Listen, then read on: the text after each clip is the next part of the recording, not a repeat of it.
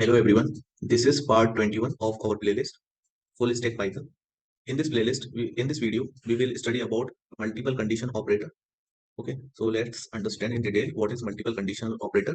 Multiple conditional operator are used to check more than one condition.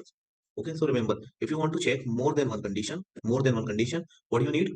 Multiple conditional operators. Okay, so what are the multiple conditional operator? Let's see with an example. For example, let's take this example. Okay. So write a program to find input characters is vowel or not. I have to check. I will ask a character from the user and I will check whether the character is vowel or not. I will check whether the character vowel or not vowel. Okay. So I will take I will take a character inside ch variable. Okay. I will use input function in order to take user input and I will write here enter single character. Okay. So see here in this line what I'm writing here. This is one operand. Okay. And this is what? This is condition till here. Okay, so I am checking if ch equals to small a, or this is or operator. Okay, this is what? Or operator, or we can say relational operator. So ch equals to e, or ch equals to I, or ch equals to o. So any of the condition is true. So what we can say? We can say operator is vowel. Okay, the condition is true, it will go like this side. If the condition is false, it will go to the this side. If condition is false, it will check here, like else it will execute this operand. Okay, not vowel. Okay, let's write this code as well. For example, we open id. So I will write program in programmable mode. I will take a file. Okay, in file I have to save this file first. I will save this file. Okay, on desktop, full stack python programs, and I will write main 6 sorry 7.py. Okay, now I will write variable name. Ch is a variable name. Then I will write input function. Okay, it will take input from the user. Okay, inside this function I will write a prompt. Okay, prompt is enter any character. Okay, like this I can enter. Then what I will use, I will use multiple conditional operator, or we can say I will use ternary operator with multiple conditions. So here I will write first of all I will write print say vowel when vowel. So this is what? This is one operand. Okay, this is what? One operand. Now I will write condition if ch equals to small a, or ch equals to e. Okay, or ch equals to I, or ch equals to o, or we can say ch equals to u. Okay, like that I can check if any condition is true out of this. If any condition is true, so what will happen? This first operand will execute. Understand? If this condition is true, if this condition till here, whatever the condition is, if this is true, then only this first operand will execute. Else what will happen? If any condition is not true, not even a single condition is true, this operand will execute. What is this operand? Not vowel. Vowel. Okay, so that's it. Okay, so if you want to check with capital A, you can write capital A also, but the basic idea is understanding the logic. This execute when this condition is true, the entire condition. If any of if we get u or o, I or e, so it's mean it will execute first operand. If we didn't get any symbols like o, e, I, o, u out of that, so what will happen? Not vowel will print. Okay, let's execute this code. Let me run this code. Okay, so it will ask me enter a character. Let's say I'm entering a. So this is vowel. And if I enter like consonant, so like t, so what will happen? Not vowel, like that. So let me explain you again how this conditions are working. Okay, so here you have to write condition. Let's suppose here you need to write condition, and here you need to write operand one. Okay, so when the condition is true, then this operand will execute. Okay, if condition is false, I will write else. And else, after else I will write second operand op2. If the condition is false, then this will execute. So this is I want to say. For example, in place of first operand, I will write print. Okay, and I will write max. Okay, and in condition I will write if. Okay, if like 10 greater than 5, and else I will write the second operand print min. Okay, like this. If 10 greater than equals to 5, it is true, then it will execute. If it is false, then it will execute. That's the mean. Okay, let's come back. So this is output will print. Okay, like this. Now we can also write a program like this. So this is what, this is first operand. After operand we have the condition. Okay, wait. After operand we have condition till here. If this condition is true, then it will execute. If condition is false, it will execute. Okay, and again we have condition. Again we have condition. If this condition is true, then it will execute. If this condition is false, then it will execute. Getting? So we have multiple condition in this. What I'm trying to say here. So for example, see here. For example, I want to write a program to find input is positive, negative, or zero. So what I will do, I will take input from the user, okay, and I will convert this input in integer type, okay, because input function return string value. So I will write operand as positive, and I will say number greater than zero. Then I will say print positive. If this condition is false, in else I write negative. When negative, when number is less than zero, so it is negative. Else I am printing zero. Okay, what I'm saying here, see. So print print what? Print positive when. Now this is what? This is operand one. This is operand one. So this operand will execute when this condition is true. So sorry, num should be greater than equals to zero. Then only this will be positive. Okay, if this condition is true, this will execute. Else, if number is not greater than zero, else we will say else print negative. Print negative. When it should be negative, now write a condition for this operand. This is operand 2. So negative when if number less than equals to 0. So what is this? This would be execute. Okay, if the condition is true, so it will execute. If condition is false, then again I will write else. Okay, so now I will write if this is not true, then it means number is 0.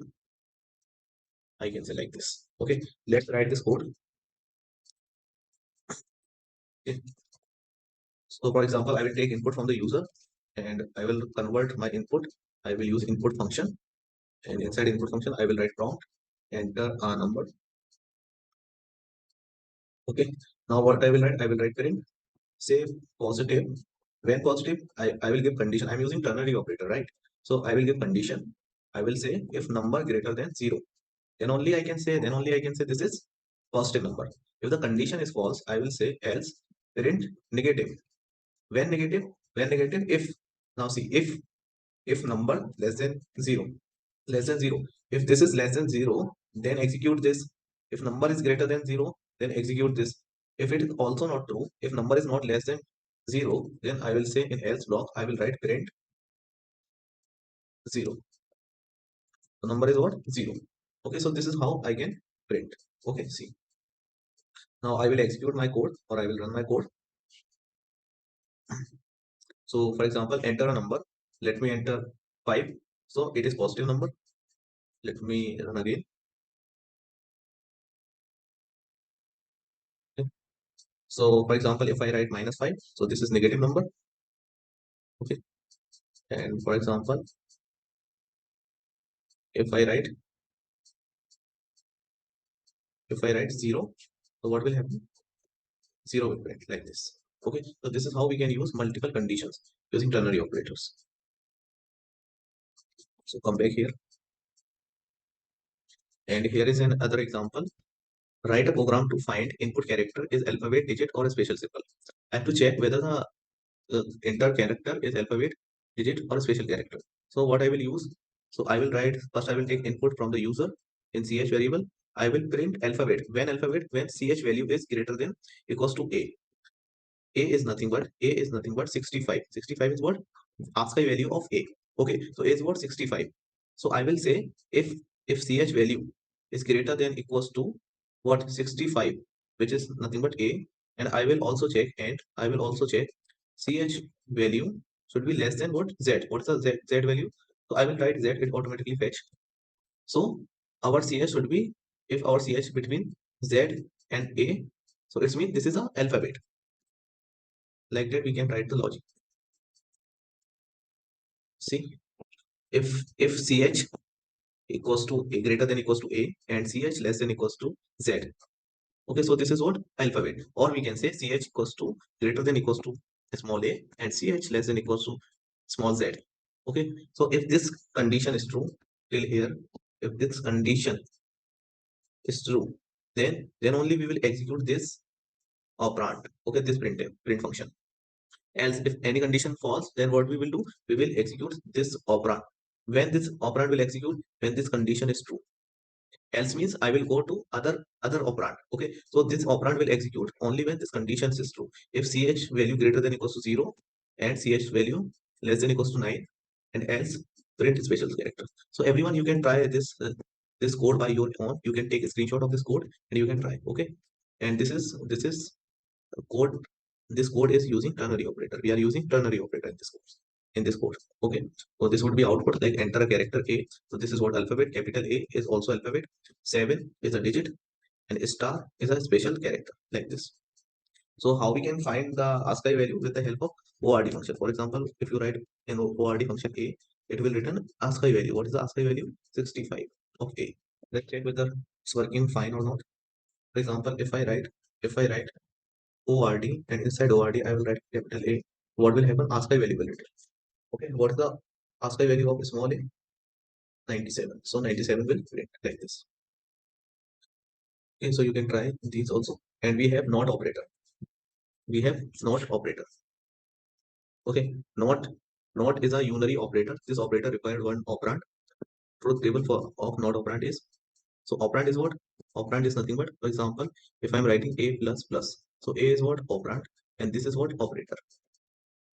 Operator. I hope you got. Okay, for example, operand 1 and not operand. So if you pass true, so it will convert true in false, and if you give false, it will convert in true. Okay, not operator is used with other operators. Example, not greater than, not in. Okay, not sorry, not this is not a greater than. Okay, so here I'm saying not operator we can use with in. We can use not operator with in operator. Okay, so this is what not in, and we can use not operator with is. We can use with in, and we can use with is. I'm talking about not operator. We can use not operator with this and this as well. Okay, for example, if I write not true, not true means what? Not true means what? Not true means, not true means false. If something is not true means false. See, let's execute these examples as well. Okay, so see, for example, if I write not and true, what will happen? False. If I write not false, nothing but true. Okay, if I write not 100, 100 means true. If not 100, not 100 means false. Okay, if I write not 0, 0 means false. If not 0, then true. Okay, and now we will learn about membership operators. So what are the membership operators are there? We will learn. Membership operator is a binary operator. Binary operators means which contain two operand. For example, we have this operand.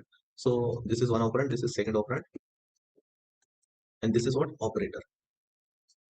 So this is what type of operator? Binary operator, because we are using two operands. So likewise, like that we can say membership operator is what?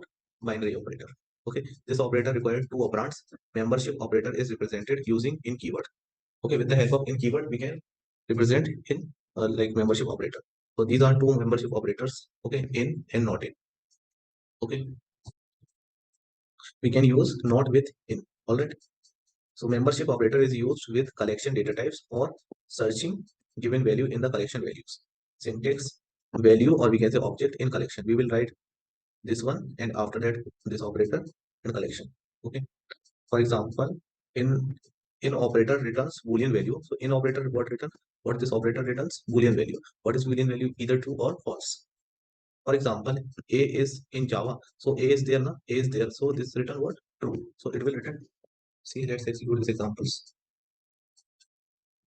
So for example, if I'm writing a in Java, so what it will return? True. Like if I write Python in best programming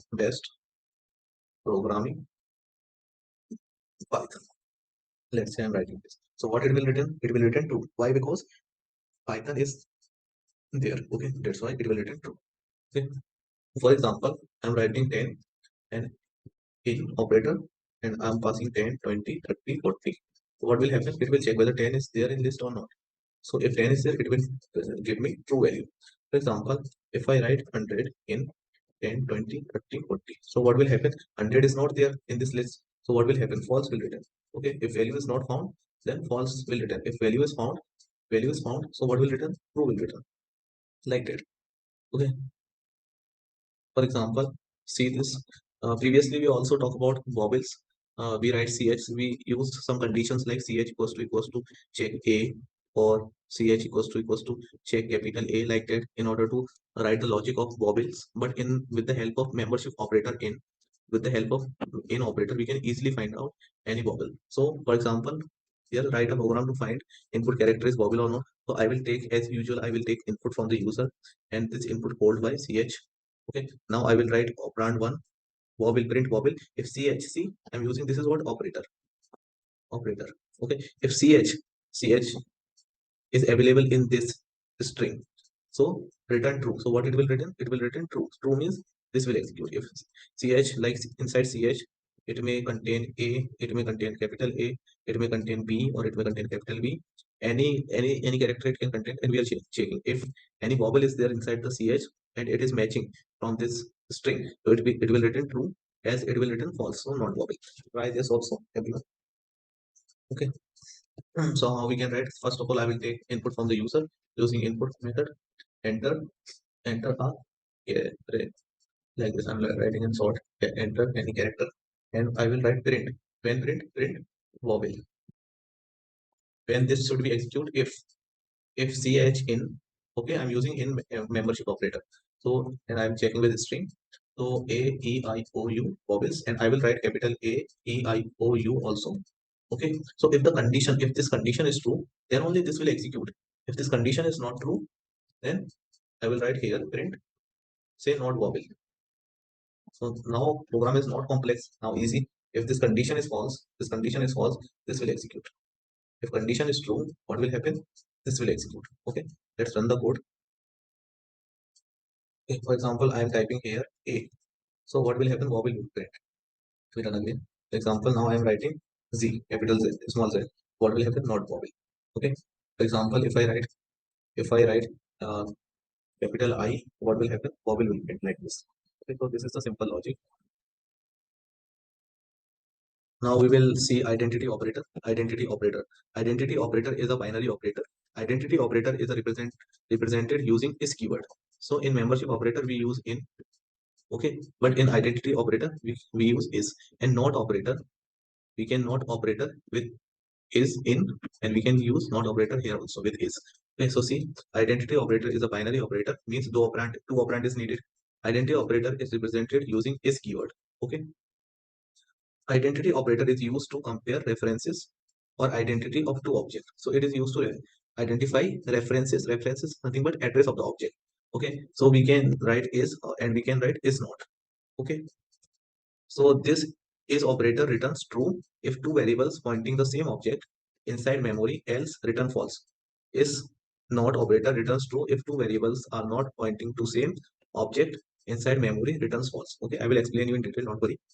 Every object is having identity. We can say ID. Every object has its ID, or we can say address. This identity is called address. Okay. So for example, if I write A is nothing but a variable will contain. So for example, this variable is created. So if this variable is created, what is the value inside this variable? 10. And what is the address of this variable? 1000. So integer is what type of data type? Immutable data types. Immutable data types. Because, why immutable? Because we cannot change integer value. Okay. Whenever you will assign new integer value, so what will happen? Another block is created. Okay. So what is the value inside the B? 20. And what is the address of this? 2000. Okay. So A is pointing 1000 address and B is pointing 2000 address, nothing but this block, and A is pointing to this block. Okay. For example, if I write A equals to B, so is 10 equals to B? No, so it will give false. 10 is not equals to 20, so it will give false. If I write is A is B, so what will happen? I'm using is operator now, so it will compare based on address of the block. So address of A is 1000 and address of B is 2000. So both address is different. So what it will give? It will return false. For example, if I create C, if I create C variable, okay. For example, if I create C and inside C, if I give 10, so 10 block is already created, right? Because integers are immutable but shareable. So new block is not created for 10. So C block will follow this memory address 1000 and it will point to this. Okay. So what will happen if I check A is C? So is operator check what the address. So A address and B address both are same. So it will return true. Okay. Getting? I hope you are getting. Let me tell you again. For example, see. For example, if I write A equals to 10, so what happen internally? A block is created. Okay, so what is the value of this block? 10. And what is the address of this block? 1000. So A will refer 1000 address. Okay, for example, if I write B equals to 20, so what will happen? A block is created 20. Okay, so 20 block is created. What is the address of this block? 1000. Okay, so B will refer to this 1000 block. Okay, let's suppose I created another variable like C equals to 10. So what will happen? Another block is created. No, another block is not created because pvm look whether 10 is present or not. So 10 block is present or not. So 10 block is present. Who is referring 10 block? A is referring. So now C also will refer the same block address. Means C is pointing this block and A is also pointing this block. So this is how Python makes program efficient, because if you will use another block for C for the same value with different address, so this is consume more space. So this is not a good practice. Okay, so that's why uh, integers are what? Integers. If we talk about integers, so integer is immutable, but shareable. But shareable, shareable. Why shareable? Because this is what type of value? Integer value. This is what type? Integer value, and this is A and this is B variable. So both variable, what both variable referring same block address or not? Okay, so all both variables referencing same block, or we can say pointing to the same block. So that's I want to say. So is operator, what is operator will do? Is and B. A is B, so it will check based on address. So what is the address of A? 1000. What is the address of B? 2000. 2000. So what it will return? It will return false, because 2000 is not equals to 1000 is not equals to 2000. So it will return false. For example, if I write C here, for example, if I write A is C, so what will happen? What is the address of A? 1000. See, what is the address of A? 1000. And what is the address of C? What is the address of C? 1000. So now what it will return? It will return true, like this. Okay. Now come back. Let me open ID. Okay. So let me create some objects, or you can say variables. Okay. So for example, if I write A equals to 10 and B equals to 20. So when I write A double equals to B, so what will happen? It will compare based on value. So both values same or different? Different. So what it will return? It will return false. If I write A is B, so it will check based on the address. Based on the address. So A is 10 and B is 20. So two blocks will create. If two block is created, both block having different address. So address is not same, address is also not same. So what it will return? It will return false. Okay, let's check the ID, or we can say address of A. For example, if I check address of A, so it will return this address. If I check address of B, so it will return this address. So both address are different. See, here is 40 in last, here is 20 in last. So both is different. For example, A value is 10. Now I'm creating another variable containing the same value. The value A is created. A is containing 10 and C is also containing 10. So a new block is not created now. Understand? A new block will not create because already 10 block is created now. A block is created which containing 10 value. So another block is not created. This C variable will pointing this 10 block. Okay, so if I write A in A is C, so what will happen? Now it will return true because it will check based on address. So address are same. For example, let's check ID of A, nothing but address, and let's check ID of C.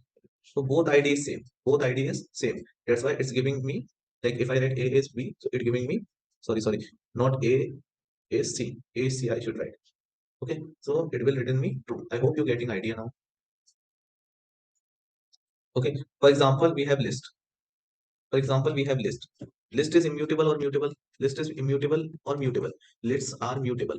Mutable. So for example, if you have same element in this list one, and if you have same element in list two, so no matter if you have same element or not same element, always created two blocks, two different blocks.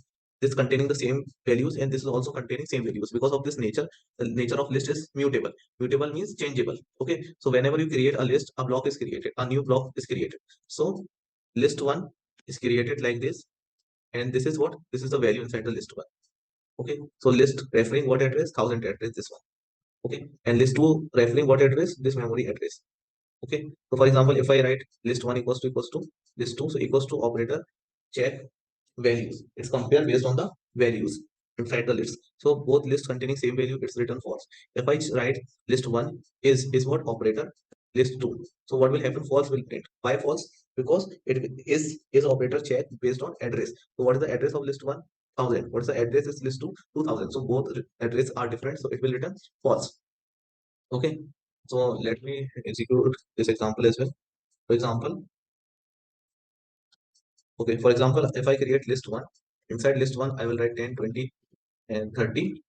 Okay, and if I check the id of this list one, what will happen? It will print me this id. For example, if I create list two, okay, and inside list two I will give the same values. So what will happen when I print the id of the list two? So it will print me different value. Okay, see, values are same in both lists, but address is different. See, so that's why I'm saying this is not shareable and this is mutable. Okay, so when I write sorry, list one equals to list two, so double equals to comparing based on the value inside the list. Because values are same, so it will return true. For example, if I write list one is operator, what is operator do? Check based on the address. So is address same or different? If is address same or different of both lists, different, address is different. So what it will return? It will return false because address is not same, like this. So okay, so now see what's the difference between, what is the difference between double equals to operator and in operator. So I hope you're getting that, you are understanding. So it's check based on value. Okay, value, and in check based on address. Okay, okay, in check based on address. For example, sorry, not in operator, we are talking about is operator. Already not in operator, is operator. Difference between double equals to and is. Okay,